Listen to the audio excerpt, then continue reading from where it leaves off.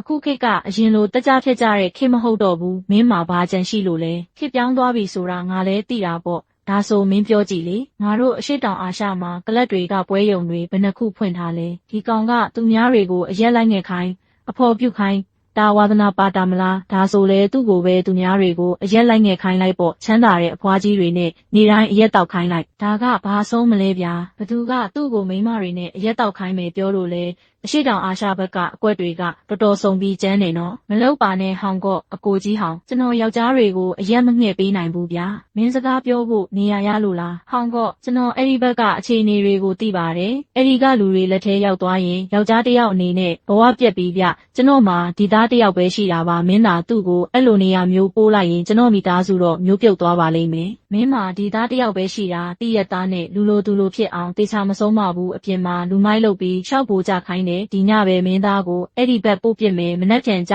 ရင်အဲ့ဒီကဖောက်တယ်တွေအတွက်ကစားစရာဖြစ်စေရမယ်ဟောင်ကော့ကျွန်တော်သားကိုလွှတ်ပေးပါဗျာကျွန်တော်ရော်ကြီးပေးပါမယ်လုံကော့အကိုကြီးလုံဘလောက်ပဲတောင်းတောင်းဘလောက်ပဲဖြစ်ဖြစ်ကျွန်တော်ရော်ဖို့အဆင်သင့်ပါပဲလုံကော့ကမင်းရဲ့အဲ့ဒီပတ်စံပွဲတွေကိုမျက်စိကျမယ်ထင်နေတာလားအနည်းဆုံးတော့ကျွန်တော်ကိုလွှတ်ပေးပါဦးလုံကော့ကျွန်တော်မှားသွားမှန်းတကယ်သိပါပြီညံ့ညံ့တို့တွေကကျောင်းနေဘက်တွေပဲဟာငါ့ကိုကူပြီးစကားလေးနည်းနည်းလောက်ပြောပေးပါဦးပြီးခဲ့တဲ့နှစ်တွေတုန်းကတို့တွေကတယောက်နဲ့တယောက်ရေတွင်းရေကန်မနှောက်စတန်းကိုလန်းကိုရှောက်ခဲ့ကြတာလေတို့တွေကကျောင်းနေဘက်ဆိုတာလဲနင်းတိသားပဲငါနင့်ကိုတခါမှသွားမရှုပ်ခဲ့ဘူးဆိုတာလဲနင်းတိရဲ့သားနဲ့ဒါဆိုနင်ကဘာလို့နင်းရဲ့အကိုနဂါးဘက်အကိုအတုနဲ့ပေါင်းပြီးငါကိုလာနိုင်ကျင့်ရတာလဲငါကနင်းစားတော်တာကိုမနာလို့ဖြစ်လို့ပါနင်ကအဆုံးအမခံရယုံနဲ့မရတော့ဘူးသူများရဲ့ကိုရေးမှတ်တမ်းဖိုင်ကိုခိုးယူတာဟာဥပဒေချိုးဖောက်တာပဲဥပဒေချိုးဖောက်တာဟုတ်လားဥပဒေချိုးဖောက်တာပေါ့အထူးသဖြင့်တမင်သက်သက်ဘဝဖြတ်ဖို့ကြံစီတာမျိုးဆိုရင်အစိုးဆုံးခြေနေမှာထောင်ဒဏ်3နှစ်အထိကြခံရနိုင်တယ်ဆိုလိုတာက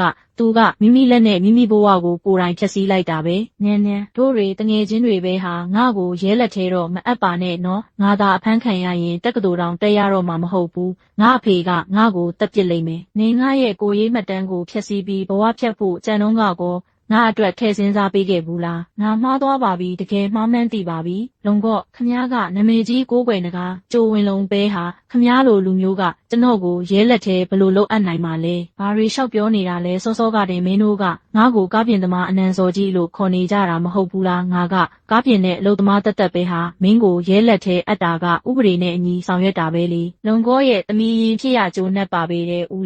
လေးမှာအကြံရှိတယ်ဆိုကျွန်တော်ကိုမြန်လေးကူညီပါဦးဗျာကျွန်တော်ကအသက်18နှစ်ပဲရှိသေးတာကျွန်တော်ဘဝမှာရာဇဝတ်ကြောင်းအမဲဆက်အကြံမခံနိုင်ဘူးကျွန်တော်ရဲ့အနာဂတ်နဲ့ဘဝတစ်ခုလုံးပျက်စီးသွားလိမ့်မယ်မင်းလိုကောင်မျိုးမှာဘယ်တော့မှအနာဂတ်ရှိဘူးလို့လဲ